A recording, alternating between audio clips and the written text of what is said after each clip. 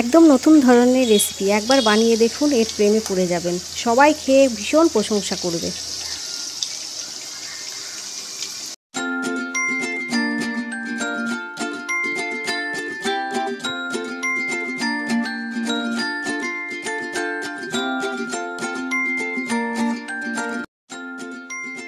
প্রথমে একটা বোল নিয়েছি, তারপর এর মধ্যে দিয়ে দেব দুটো বড় সাইজের আলু আমি সেদ্ধ করে রেখেছিলাম, ওটা দিয়ে দিলাম। এবার আলুটা একটু ভেঙে নেব।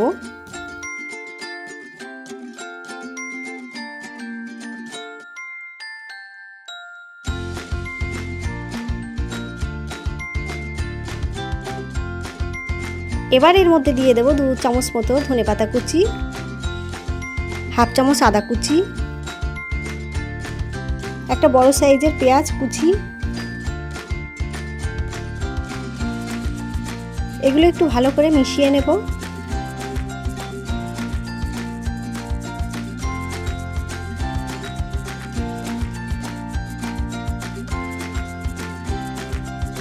এবার এর মধ্যে দেব 1 চামচ মতো কাঁচা লঙ্কা কুচি। ঝালটা আপনারা যে যেমন খাবেন সেরকম দেবেন। এবার দেব হাফ চামচ মতো জিরে গুঁড়ো, হাফ চামচেরও কম ধনে গুঁড়ো, হাফ চামচ চাট মশলা। সব মশলাগুলো ভালো করে আলুর সঙ্গে মিশিয়ে নেব।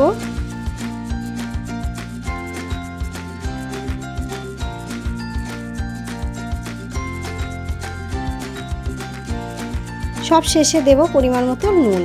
নুনটা স্বাদ অনুযায়ী দেবেন। নুন দিয়ে আরও একটু ভালো করে মাখিয়ে নেব।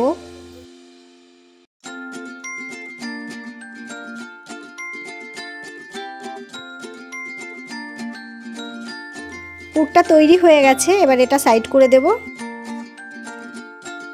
আমি আর একটা বোল নিয়ে নেব, এর মধ্যে দিয়ে দেব 1.5 কাপ মতো ময়দা,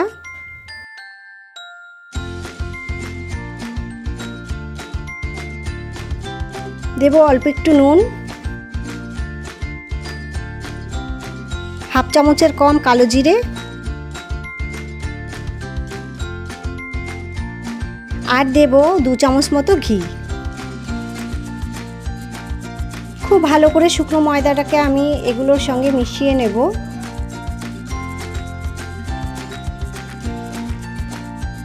খুব ভালো করে ময়দাটা আমি মেখে নিয়েছি। এবার এর মধ্যে অল্প অল্প করে জল দেবো আর ময়দাটাকে ভালো করে মেখে নেব। এইভাবে সুন্দর করে আমি মেখে নিয়েছি। এবার এটা থেকে ছোট ছোট করে আমি লেচি কেটে নেব। হাতে এইভাবে গোল করে নেব।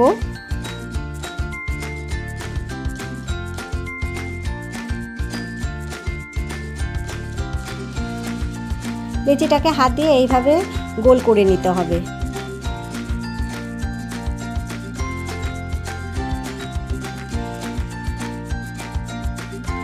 একটা বাটির মতো করে নিলাম। এবার এর মধ্যে আমি পুরটা দেব। একটু বেশি পরিমাণে দিতে হবে পুরটা, তাহলে খেতে খুব ভালো লাগবে।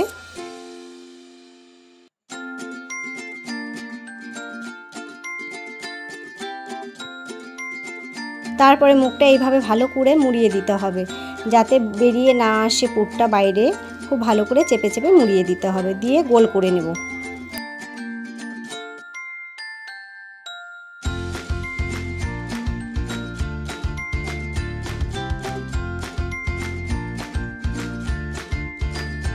একইভাবে আমি সবগুলো পুর ভরে নেব এভাবে।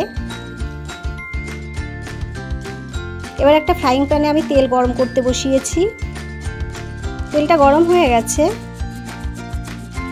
এবার একটা এইরকম ছান্তান নেব আমি। এর উপরে একটা পুর ভরা ময়দার লেচি নেব, নিয়ে এটাকে প্রেসার দিয়ে চেপে দেব, তাহলে খুব সুন্দর একটা ডিজাইন হবে। এক সাইড হয়ে গেছে, সেটাকে উল্টে আবার অন্য সাইড এইভাবে চেপে দেব। দেখুন কি সুন্দর ডিজাইনটা হয়েছে, দেখতে খুব সুন্দর লাগছে। দুই সাইডই ভালো করে এইভাবে করে নিয়েছি ডিজাইন। এবার এটাকে আমি গরম তেলে ছেড়ে দেব। এই একইভাবে আমি আরও কতগুলো ডিজাইন করে নেব। এটাকেও আমি একইভাবে করে নিচ্ছি।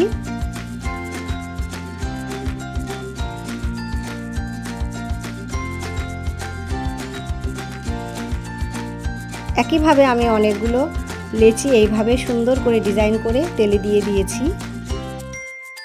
এক সাইড হয়ে গেছে, এবার আমি আরেক সাইড উল্টে দেবো, এইভাবে আস্তে করে উল্টে দেব। এই সময় গ্যাসের ফ্লেমটাকে কিন্তু মিডিয়ামে রাখতে হবে।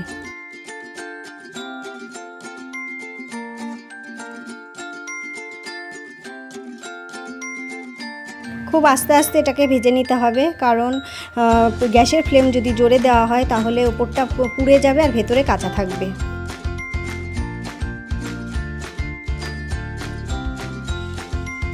এই দেখুন গোল্ডেন ব্রাউন কালার করে আমি সবগুলো ভেজে নিয়েছি। কি সুন্দর দেখতে লাগছে, খেতেও তেমন সুন্দর।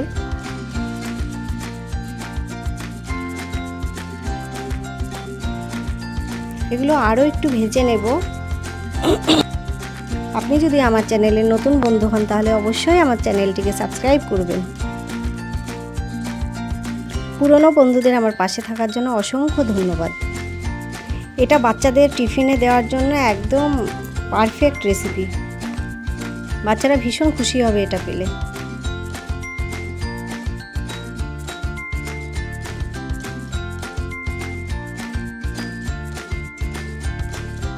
ভাজা হয়ে গেছে, এবার এগুলো তুলে নেব।